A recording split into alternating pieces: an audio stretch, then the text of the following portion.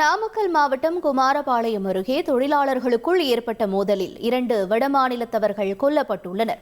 இதை பற்றிய விவரங்களை செய்தியாளர் யவனச்சோழன் வழங்க கேட்கலாம். யவனச்சோழன், வணக்கம். என்ன நடந்தது? மேலும் உயிரிழந்திருக்கக்கூடிய இந்த வடமாநிலத்தவர்கள் யார் என்று அடையாளம் காணப்பட்டிருக்கா? என்ன நிலவரம்?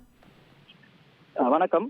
நாமக்கல் மாவட்டம் வெப்படை அருகே உள்ள பாதரை பகுதியில் செயல்படும் தனியார் நூற்பாலையில் தங்கி பணிபுரியும் ஒரிசா மாநிலத்தைச் சார்ந்த வடமாநில தொழிலாளர்கள் இருவர் தலையில் கல்லால் தாக்கி கொலை செய்யப்பட்ட நிலையில் இருந்தனர்.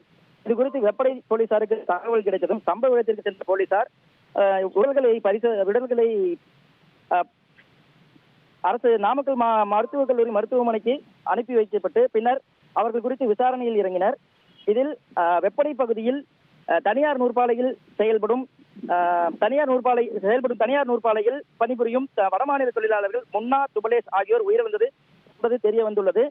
மேலும் இவர்களுக்குள் ஏற்கனவே முன்விரோதம் இருக்கும் நிலையில் இவர்களை யார் கொன்றார்கள் என்பது குறித்து தற்போது வெப்படை போலீசார் தீவிர விசாரணையில் ஈடுபட்டு வருகின்றனர். இவர்கள் தங்கியிருந்த அறைகளில் உள்ள சக வடமாநில தொழிலாளர்களுடன் தற்போது விசாரணை தீவிரமாக மேற்கொள்ளப்பட்டு வருகிறது. இந்த விசாரணையின் முடிவின் பிறகு இவர்கள் எதற்காக கொலை செய்யப்பட்டார்கள், இந்த கொலைக்கான காரணம் என்ன என்பது குறித்து தகவல் வெளியாகும்.